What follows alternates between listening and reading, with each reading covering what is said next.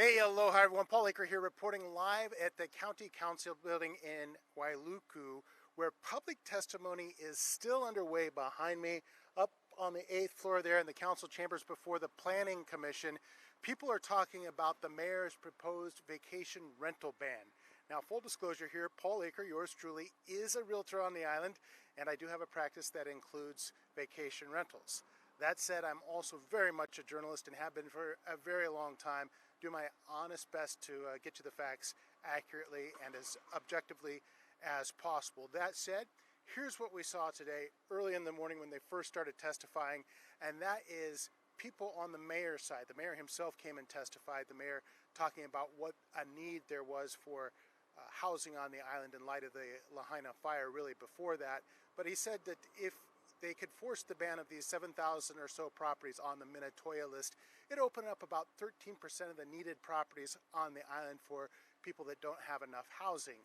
There were also a lot of people that said that in addition to making room for Lahaina fire victims, that this would also curb what they call over-tourism on the island. And in addition to that, a lot of folks say that they just don't like too many tourists, don't like foreign investors, don't like people from the mainland in some cases at all, don't like to live next to them. The mayor himself didn't have a lot of economic data. You'll see that in our story. But beyond that, the people on the other side said they'll certainly feel an economic pinch here. A lot of people talking about lost jobs and some very teary testimony about the prospect of going bankrupt. Go ahead and take a look at what we found. The push to ban vacation rentals on Maui filled the Maui County Council chambers with people on both sides of the issue. The way that I put a roof over my head for my children and the way that I provide food for my children and support our community is through servicing these properties that are Minatoya.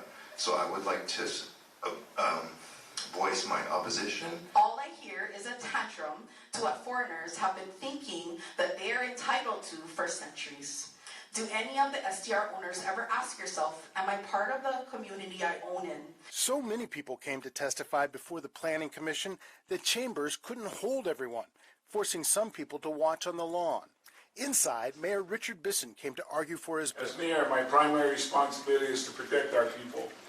And that starts with providing our residents with access to the most basic human need, housing. But Bisson brought no data about the cost to the economy. He said he'd wait for a University of Hawaii study to figure that out. Even so, a 2022 study by a PhD economist for the Realtors Association of Maui says the cost will be in the billions, with more than 14,000 jobs lost. That's not to mention the people that would lose their investment property. The owners of vacation rentals pay a much higher property tax rate, which would be the loss of a lot of tax revenue. I respectfully ask that you reject the closing of the vacation rental units on the Minatoya list.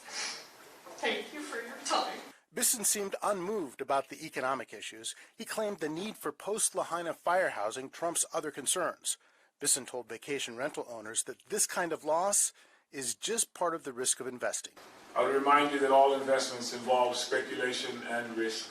Some of Bisson's supporters said the mostly 1- and 2-bedroom condo units would free up housing and keep people from moving to the mainland.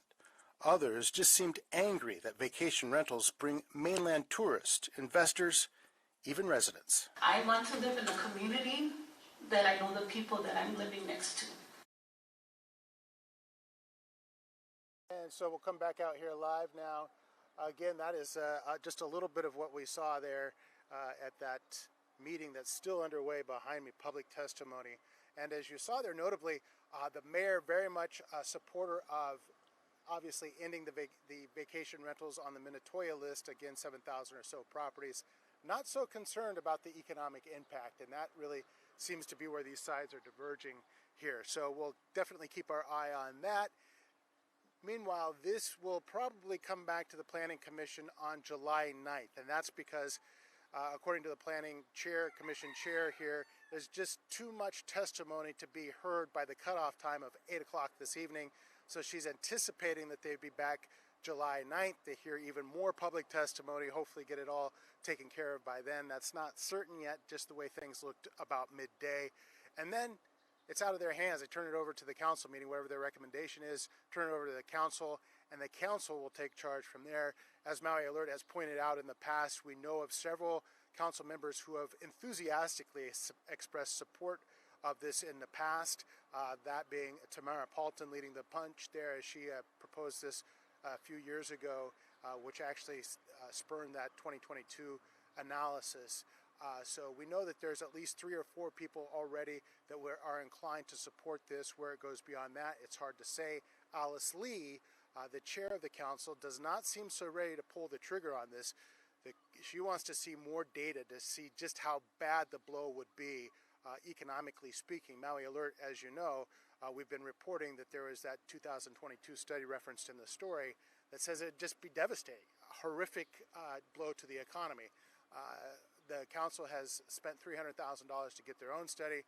Now today the mayor is talking about another study from the University of Hawaii. Long story short here, they want more data. Will this happen before the election? Well, if you're a politician, you might be hoping no, because this is, as you can tell, an extremely controversial situation, and hard to say whether that these small vocal groups, how much they actually speak for the rest of the island.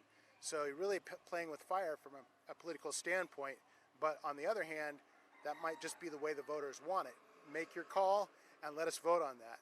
So we'll continue to follow this very interesting and in a lot of ways sad story all the way around, involving survivors of the Lahaina fire and potential victims of the economic fallout. We'll talk to you soon, everybody. Remember Maui Alert, MauiAlert.com, your daily source for live video news on Maui, the best journalism around. And don't forget the Maui Alert mobile news